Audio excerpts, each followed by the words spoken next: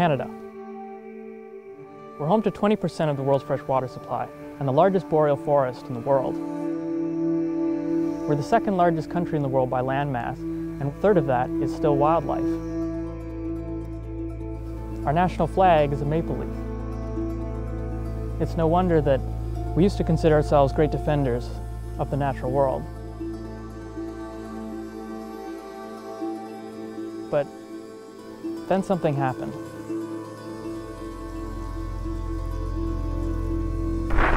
Why does the Prime Minister insist on doing George Bush's bidding by fighting to weaken the G8's response to climate change? An approach which leaves Canada as the only country that has signed and ratified Kyoto, that now stands before the world proclaiming that we have no intention of even trying to reach our targets. Our government is trying to argue an old case that was developed by whether it was Exxon or George Bush's administration, we're not sure, probably both, that there should be intensity targets.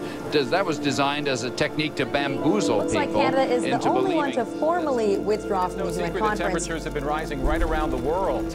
After backing out of Kyoto, the Conservative government set out more modest goals to reduce greenhouse gases. Yet no real acknowledgement that Canada is increasingly falling short of that 2020 goal. The current pace will be 113 megatons short. Canada will fail to meet targets for reducing greenhouse gases. Libraries across the country, some with data going back 100 years, consolidated or closed. It's really something out of an Orwellian novel. Democracy Watch has asked the Information Commissioner to investigate whether or not it is legal for scientists to be prevented from speaking. On the world stage, Canada's Green Report Card has not exactly earned impressive grades. Rated Canada's climate policy the worst in the wealthy world.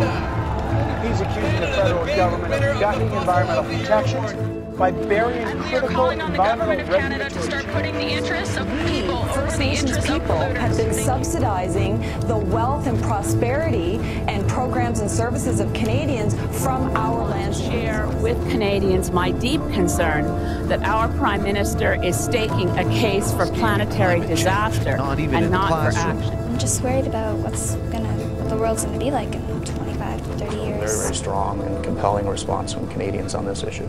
Yet Stephen Harper doesn't seem to put climate change on much of a pedestal here for policy. Over the past 10 years, our government has obliterated environmental protection policies.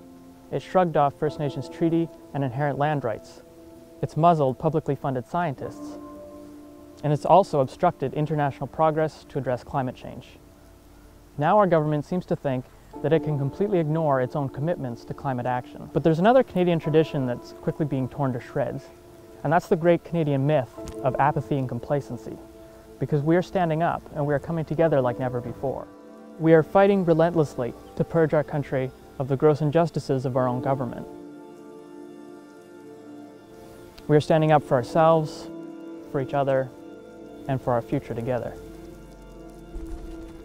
We have tasted the opportunity for change, and we will chase it down however long it takes.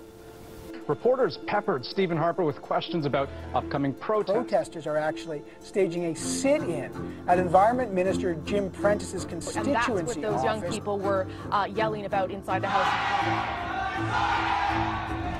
Canada's Idle No More movement gathers momentum. Strike by Ottawa-Piskat Chief. Hundreds more greeted them as they reached Victoria Island, and thousands were on Parliament Hill. I don't know what a flash mob is, but it sounds a bit disconcerting. Unicycle environmental groups are spearheading many of the demonstrations.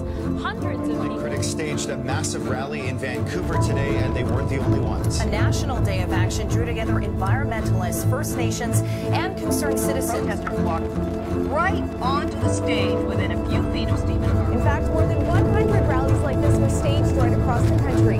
We have witnessed just the tip of the iceberg, the bleeding edge of our capacity as a united force against social and environmental crimes.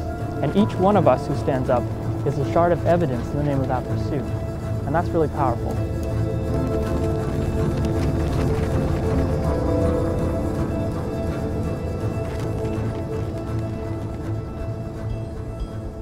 I recently learned how to unicycle. Not exactly a noble or academic achievement, but it did remind me of the struggle that we all go through to learn to stand up for our beliefs. I feel really privileged to be able to speak out, and I feel like it is a privilege, and it is something that we learn, not something that we're born with. We have to learn not to look down. We have to learn to have confidence in ourselves and in our destination. And we also have to master balance between the competing directions and reactions of our own moral compass. It might seem impossible at first, but each time we try, we go a little bit further, and a little bit further, and a little bit further still. I want to go as far as I possibly can, and that's why I'm unicycling from my hometown of Victoria, BC to the nation's capital, and I'm inviting you to join me on any of the 5,000 kilometers in between. In September on Parliament Hill, I'm also asking you to join me in a call for justice for our First Nations and a voice for our science community, in ending the toxic culture of doubt, denial, and deceit that is stalling international progress to address climate change. I'm asking for help in promoting political unity for the environment. I know that I won't be the first person or the last person to make this journey, and I also know that I'm not going to change the world. I mean, let's be honest. But I also know that right now doing anything is better than doing nothing, especially when all our anythings can come together to form part of something much bigger. Imagine if our elected leaders worked together with that same sense of purpose and unity to address the most pressing issue of our time. Imagine if we demanded that level of cooperation following the 2015 election. Imagine if we used our collective voice to help build a collaborative vision in Parliament for a just society and a protected environment. Imagine what Canada could be. My name is Boutilier, and I want you to imagine unity for the climate.